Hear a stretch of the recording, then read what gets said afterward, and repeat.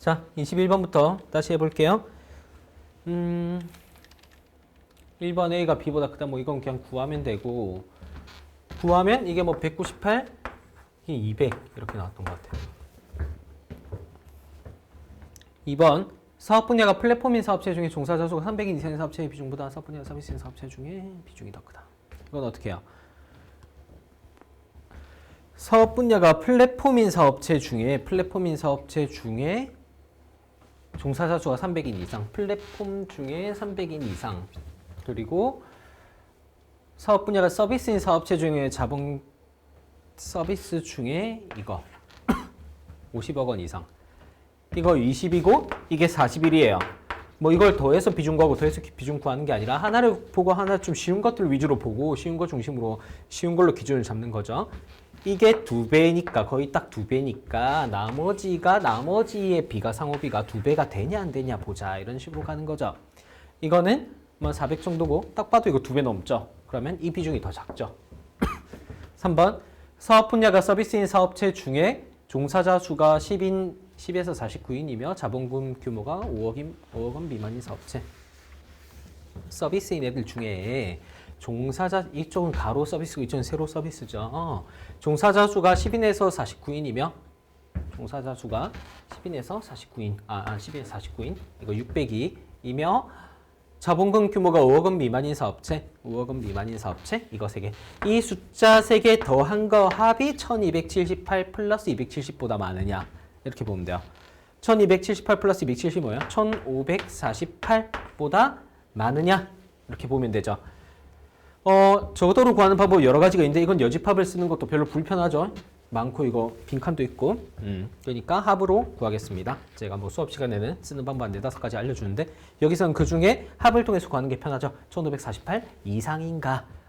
662, 1400이고 1540, 딱 1548이구나 하는 생각이 들죠. 사업 분야가 네트워크인 사업체의 평균 자본금 규모의 최소값은 20억 이상이다.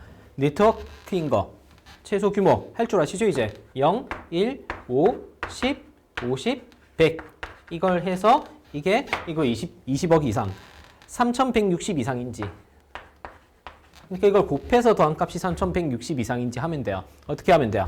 큰 거부터 이거 2000, 150, 430 이런 식으로 채워가서 이게 3160 이상인지 이런 식으로 확인하시면 됩니다. 자, 사업 분야가 제품기기인 사업체 중에 총 종사자 수가 50인 이상의 사업체의 비중이 15% 미만이다. 제품기기인 사업체 이것 중에 종사자 수가 50인 이상의 사업체의 비중 110. 전체 값은 어디 있어요? 이거 4개 더해도 되지만 여기 나와 있죠. 그래서 표를 유기적으로 해석해야 돼요. 616분의 110이 15% 이상인지 미만인지 어떻게 알아요? 이거 반올려 보면 되죠. 616 반올리면 100 안 되잖아요. 666을 반올려야 100이죠. 그럼 이거는 15% 이상이다. 계산 안 해도 바로 보이실 겁니다. 넘어갈게요. 22번.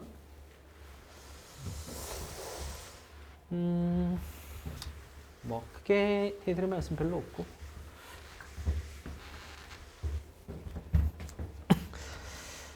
이 같은 경우 뭐 니은 볼까요? 21년 8월 지급자 한 명당 평균 구직급여 지급금액 한 명당 구직급여 지급금 단위 신경 쓰지 마세요. 150만 원인지 어떻게 알아요? 이거 1.5배 하면 이게 되는지 안 되는지 바로 보면 돼요. 안 되죠 당연히.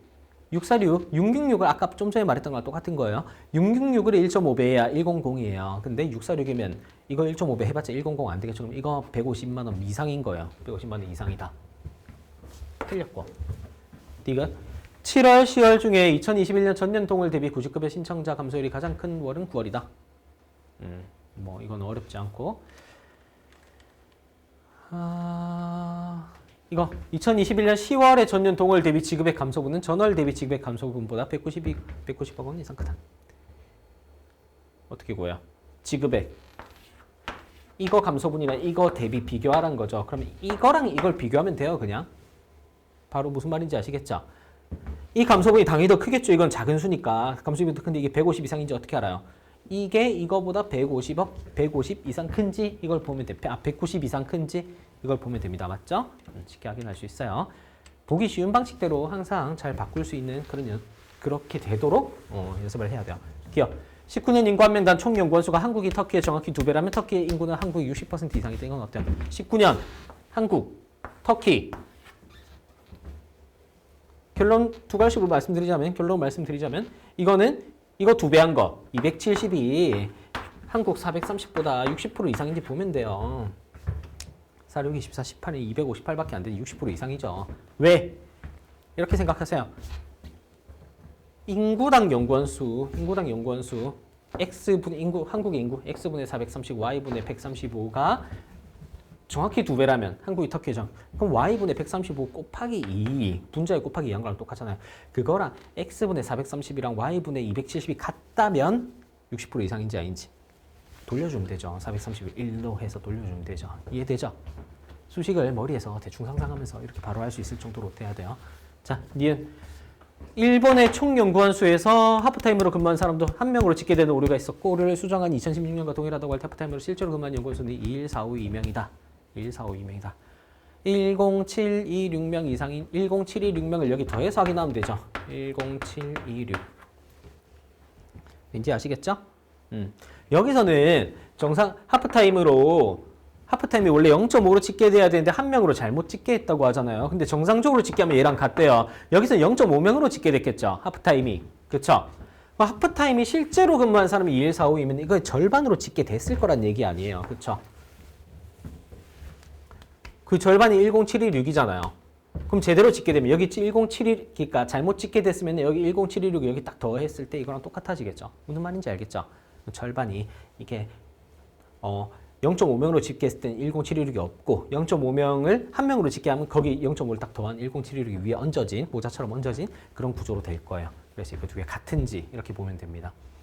그 다음에 싱가포르 연구원 중 실제로 하프타임으로 근무한 연구원 수가 풀타임으로 근무한 연구원 수와 같다면 실제로 하프타임으로 근무한 수가 풀타임으로 연구한 수와 같다면 어떻게 돼요? 17년에 싱가포르 이거를 하프타임을 어쩌고저쩌고 막 생각한 게 아니라 26,000명 생각하면 돼. 26,000명 풀타임으로 근무한 사람이 26,000이면은 하프타임으로 근무한 사람은 이게 26,000이면 하프타임으로 근무한 사람은 1, 2, 8, 9, 8일 거고 맞죠? 실제로 하프타임으로 근무한 사람 그러면 알지 잘못 말했다. 그러니까 실제로가 아니라 어쨌든 하프타임으로 집계된 사람이 1, 2, 8, 9, 8일 거고 실제로는 그러면 어때요? 이게 2배가 되겠죠. 2배가 되면 26,000이 돼야 안 돼요? 실제는 이거의 2배일 거 아니에요. 실제 인구수는 실제 하프타임 연구원 수는 이거 2배하면 26,000 안 되죠. 13,000 2배에 26,000인데 26,000 안 되기 때문에 실제로는 이게 26,000보다 작아야 되고 조금 커야지 이게 사실 같아지겠죠. 2배하면 딱 같아지는 그런 구조로 되는 거죠. 그래서 26,000면 미만이다. 리을 2016년에서 2016년 대만에서 실제로 근무한 연구원 수의 20%가 하프타임으로 근무한다면 실제로 근무한 연구원 수는 17만 명 이상이다. 2017년 대만. 이것도 17만 명이라면 3만 4천 명이 하프타임 근무자일 거고 13만 6천 명이 그거요. 풀타임 근무자일 거예요. 맞죠? 그럼 딱 17만 명일 텐데 그러면 어떻게 돼요? 이 구조랑 맞아요, 안 맞아요? 그걸 확인해 보면 되죠. 이 3만 4천 명 실제로는 17,000명으로 집계 될 거고 그러면 153 이렇게 됐었어야 되는데 153 이렇게 됐었어야 되는데 실제로는 14만 9천 명이죠. 그러니까 실제 통계는 이렇게 잡힌 거고 이 말이 17만 명이었다면 이렇게 잡혀야 되는 거죠. 그러면 어떻게 돼요? 실제로는 17만 명보다 작았어야 된다는 얘기죠. 153 너무 크잖아. 14 구해야 되잖아요. 그렇죠? 그래서 틀렸다. 넘어갈게요. 이건 잘 푸시면 되고 어렵지 않을 거예요. 그 다음 문제. 주어진 예술 분야 중 총 수입이 4천만 원 미만 예술인의 비중이 가장 작은 것은 음악이다. 4천만 원 미만. 음악. 어떻게 비교해요? 아래 위로 많잖아요. 더 해요? 차이값으로 해요? 그러지 말고 1, 2, 3, 4 줄을 세워서 비교하세요. 20, 17, 11, 4. 이렇게 비교하면 20, 17, 11, 4. 당연히 얘가 작죠. 이거는 20, 17, 11, 4. 당연히 얘가 작죠. 이거는 20, 17, 당연히 얘가 작죠. 이렇게 줄을 잘 세워서 비교를 하시면은 1등은 1등끼리, 2등은 2등끼리 이런 느낌으로 흐름을 만들어서 비교를 하시면 바로 쉽게 보이실 거예요. 보면 되고 물론 반대 해석해도 돼요. 네, 2번 다시 설명드릴게요. 이게 90% 이상이다로 바뀌어 있으면은 이거 수정을 해야 될 것 같아요. 수정시켜야 될 것 같고 그러면 이게 다시 5천만 원 미만인 애들이랑 이쪽에서 뭐였나? 5천만 원 이상인 애들 5천만 원 이상인 애들을 보는 거죠. 그러면 얘네 4개 이렇게 돼 있는데 이게 어떻게 겹쳐요? 이거를 최대한 멀리 하더라도 90% 이상인지 보는 거죠. 어떻게 최대한 멀리 해요? 얘를 그냥 박아버리면 돼요. 여기 이 안에. 무슨 말인지 알겠죠? 지금 어떤 구조냐면은 이 범위 안에서 자, 이렇게 생긴 거를 너무 긴가?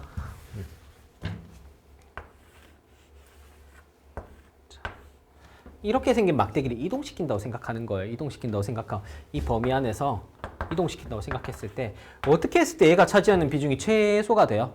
최소가 돼요. 이걸 최대한 이렇게 위로 밀면 되죠. 위로 밀어서 이렇게 맞춰버리면은 이걸 위로 밀어서 이렇게 맞춰버리면은 이 길이랑 이 길이랑 똑같아 쳐요. 좀 계산 그림을 잘못 그리긴 했는데 똑같아 치면은 이렇게 맞춰버리면은 이게 이렇게 되는 거죠. 그쵸? 어때요? 그러니까 이 공간이 지금 이 2%에 해당하는 거고 이 2%가 여기 차지하는 비중이 10%가 되냐 안 되냐 보면 되죠. 그쵸? 20 넘어요 안 넘어요? 20 넘죠? 10% 안 되죠? 아무리 밀어넣어도 이건 10%가 안 되기 때문에 얘가 차지하는 비중이 90% 이상이다 이렇게 되는 거야. 벤 다이어그램 적어도 논리랑 똑같은 거예요. 그리고 3번 예술활동 수입이 없는 영화 분야의 예술인은 모두 총 수입이 2천만 원 미만이라면 예술활동 수입이 없는 영화 분야 예술인 중 총 수입 1천만 원 미만이 예술인의 비중 18% 이상이다. 무슨 말이야? 예술활동 수입이 없는 애들은 24.9예요. 이런 애들이 모두 총 수입이 2천만 원 미만이라면 모두 총 수입이 2천만 원 미만이라면 무슨 말이에요, 이게?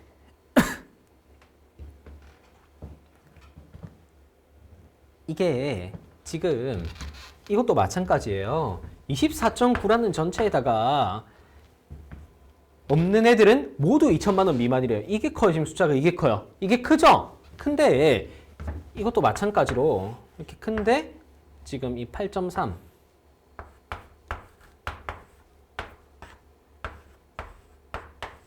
이렇게 된 거예요. 분야가. 그래서 이거를 길이가 좀 애매하다. 이걸 이렇게 위로 최대한 밀었을 때 이 1천만 원 미만 예술인의 비중의 최소값이 나오죠. 이게 1천만 원 미만 예술인의 비중인데 이걸 최소값을 구하려면은 이 하단을 위로 밀어서 이걸 넘어가게 한다고 생각하면 돼요. 한마디로 24.9 빼기 20.3 그래서 뭐 이런 식인 거죠.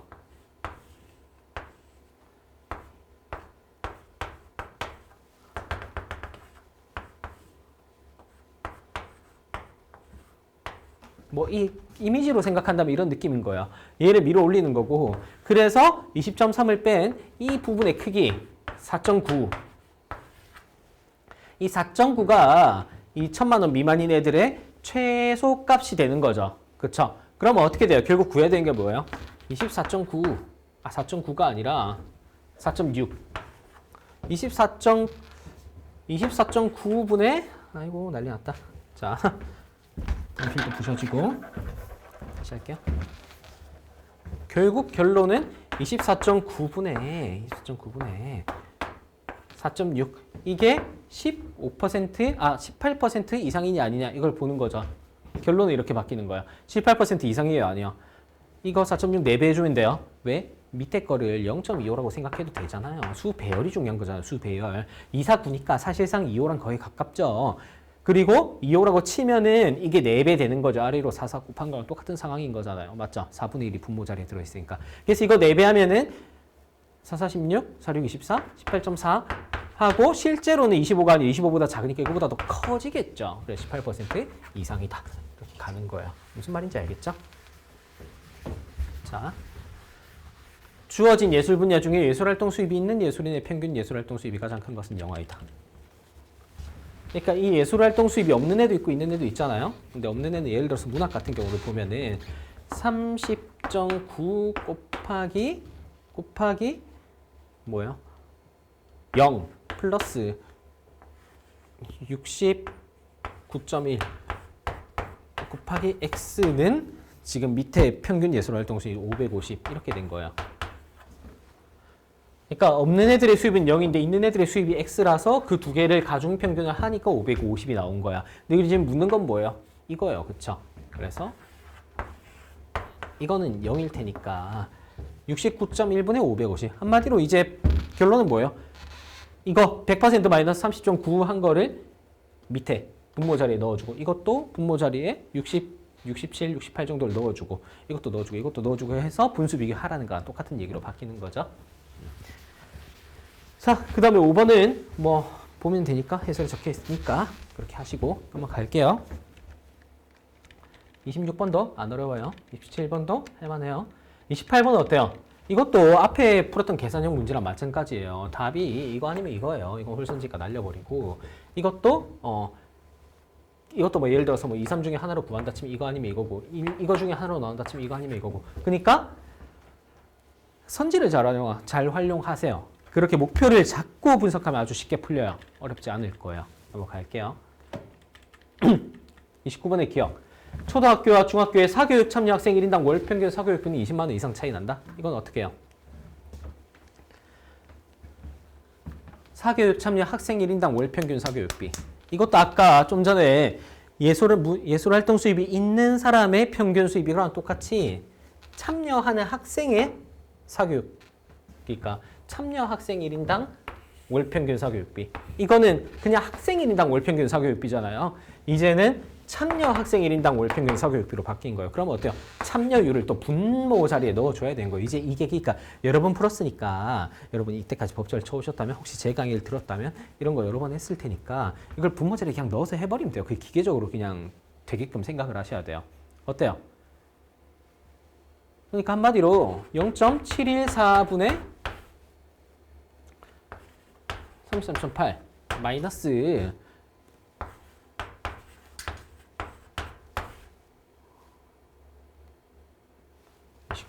이걸 하는 거예요. 이게 20 이상인지 아닌지.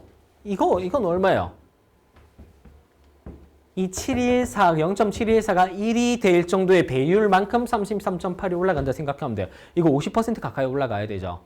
이거 50% 올리면 얼마예요? 한 49 정도 돼요. 실제로 근데 50%까지 올라갈 필요는 없으니까 한 40%만 올라가도 돼요. 그러니까 49가 안 돼요. 근데 이거는 올리기 전에도 차이가 지금 20이 날까 말까요? 근데 얘도 올라갈 거 아니야. 그러니까 차이가 20이 안 날 거예요. 틀렸죠.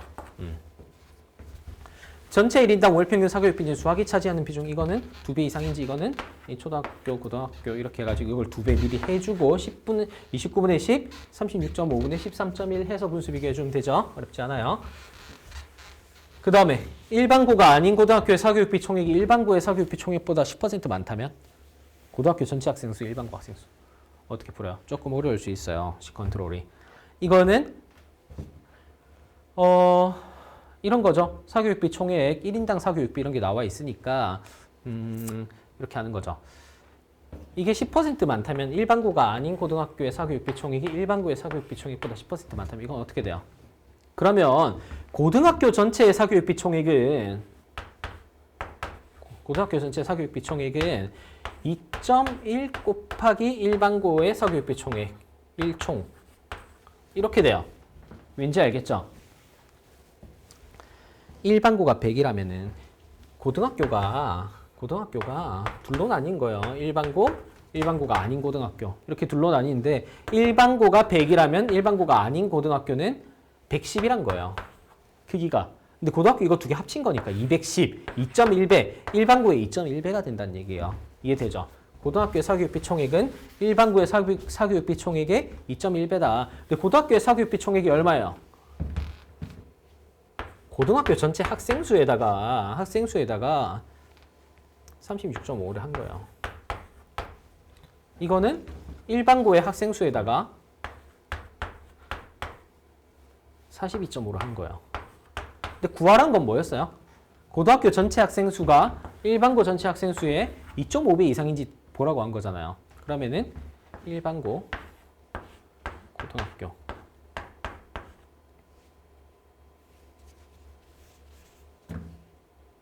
는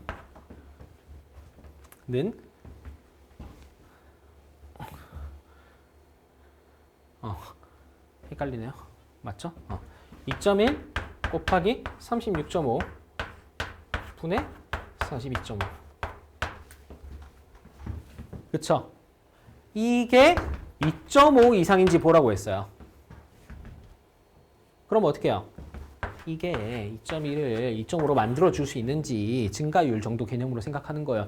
이게 한 20% 정도 되면은 이게 1.2배 정도 이 분자가 분모의 1.2배 정도 되면은 2.1이 2.5가 되겠죠. 1.2배 돼야 안 돼요. 실제로 차이가 6 정도니까 1.2배가 좀 많이 안 되죠. 그러니까 2.5는 안 될 것이다. 이것은 틀렸다. 이렇게 갈 수 있을 것 같아요. 자, 그 다음에는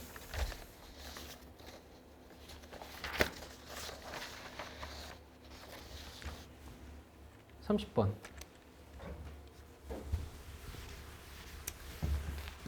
이 문제는 문제 좋고 풀어봐야 되긴 한데 해설에 잘 적어놨어요.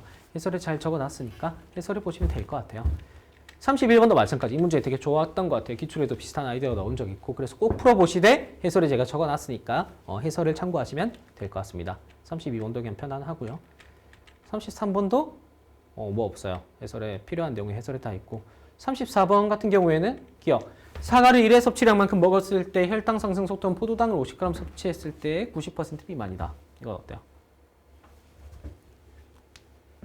사과를 뭐 이게 해석이 좀 어려울 수 있어요. 이런 문제들이 가끔 나오죠.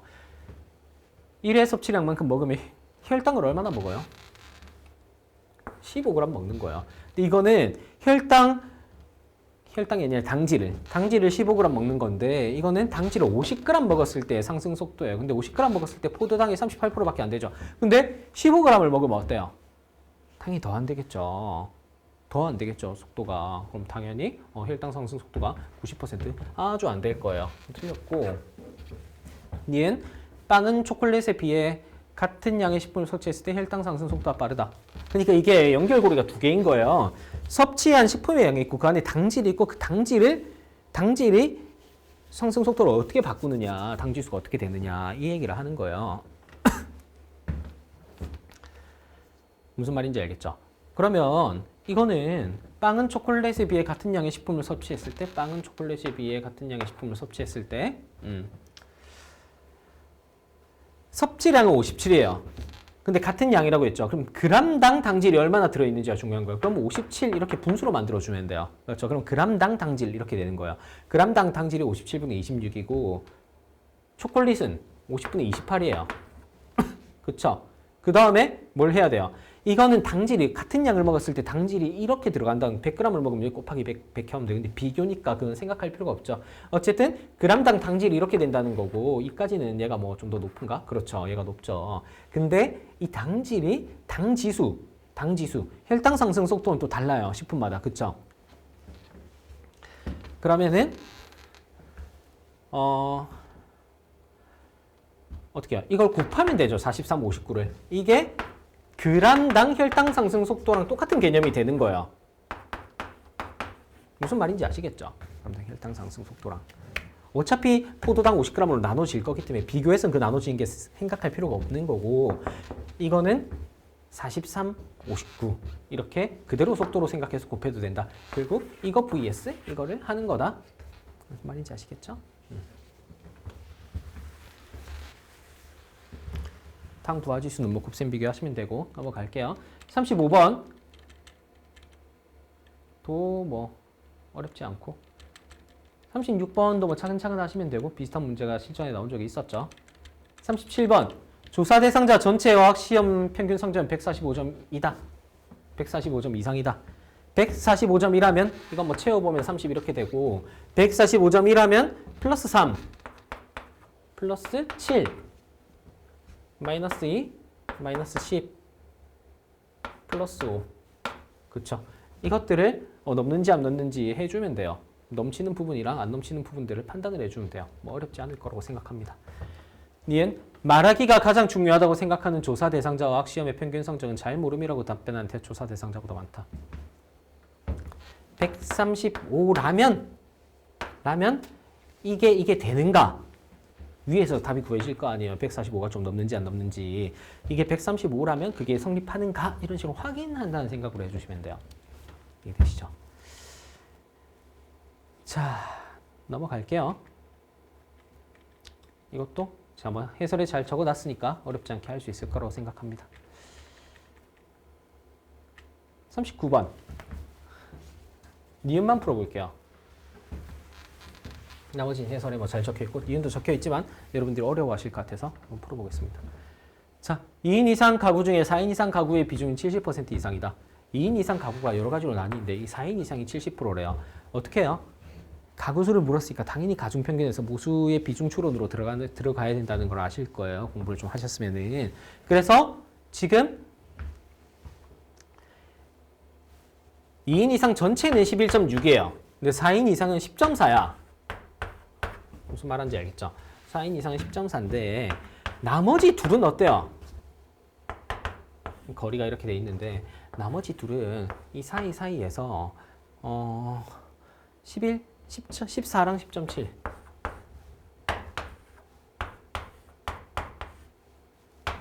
무슨 말인지 알겠죠? 이렇게 돼 있어요. 얘네 둘의 평균 값이 11.6보단 크니까 이 11.6보다 큰 값 팀이랑 얘랑 가중 평균했을 때 11.6이 나왔겠죠. 어쨌든 그런 구도로 돼 있을 거라는 걸 체크하고 묻는 건 뭐예요? 묻는 거 알아야죠. 2인 이상 가구 중에 4인 이상 가구의 비중이 70% 이상인지 70% 이상이면 어때요? 나머지는 30% 미만이란 거죠. 하나가 이게 30% 미만이고 이게 70% 이상이면은 거리비가 2배 이상 이쪽으로 가까울 거라는 얘기예요. 근데 지금 거리비가 얼마예요? 지금 거리비가 1.2예요. 1.2. 그쵸? 근데 이거 2배 하면 얼마예요? 2.4요. 2.4로 1로 가면 이때 이미 14예요. 14. 이 값의 상단값. 근데 2배 넘어가야 되죠. 넘어가야 된다는 건 무슨 말이에요? 이게 한쪽 편에 있는 팀은 14 이상이어야 된다는 얘기예요. 근데 얘네 둘이 평균 내서 14가 넘어갈 수가 있어요? 넘어갈 수가 없잖아. 얘네 팀이 저쪽 팀이고 얘네 팀 저쪽 팀 우리 팀 여기인데 이게 지금 2배 이상 차이가 났어야 된다는 얘기예요. 거리비가 될 수가 없죠. 이쪽 팀은 최대값이 14니까 이해가 되죠. 그럼 어떻게 돼야 된다? 70% 이상이 될 수 없다. 이 얘기가 되는 거예요. 그쵸? 뭐 디귿은 해설에 잘 적어놨으니까 쉽게 풀 수 있을 거라 생각합니다. 40번도 규칙에 따라서 잘 푸시면 되고. 네, 오늘 문제도 좀 어려웠죠. 어려웠어도 공부할 건 많았을 거라 생각하고 저번에 차보다는 조금 쉽지 않았을까. 네, 예측 항상 조금씩 틀리게 나던데 제 예측이 한번 예측해 봅니다. 자, 오늘도 수고하셨고요. 다음 회차에서 뵙겠습니다. 네, 수고하셨습니다.